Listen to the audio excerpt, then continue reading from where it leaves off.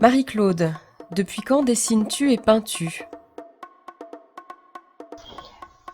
Alors, je dessine et je peins surtout depuis à peu près l'âge de 45 ans.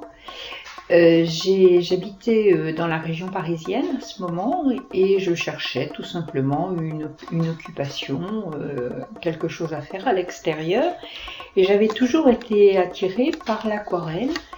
Il s'est trouvé que dans mon village, donc, enfin petit village, grand village plutôt, il y avait un professeur qui donnait des cours et je me suis présentée.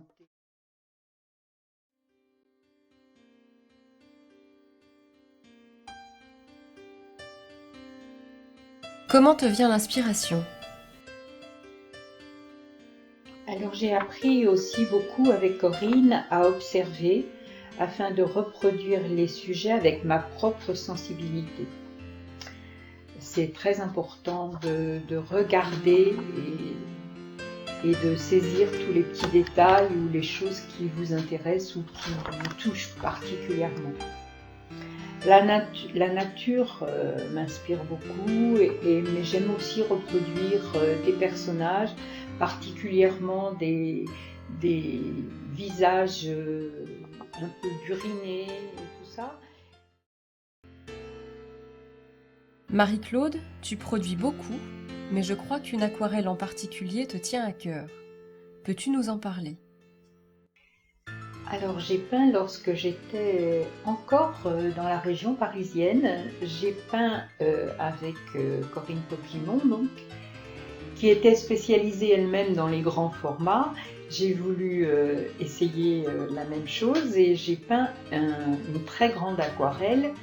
Je dis très grande, c'est-à-dire 1 mètre sur 1,50 m, je pense. C'est assez difficile, la difficulté est importante parce que l'aquarelle, on ne peut pas mettre le papier à la verticale puisque l'eau coulerait à ce moment-là. Donc,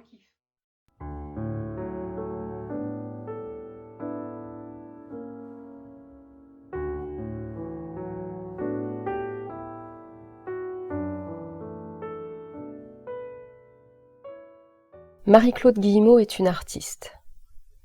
Aquarelliste avant tout, elle s'est néanmoins essayée à d'autres techniques. Parmi elles, la tempéra.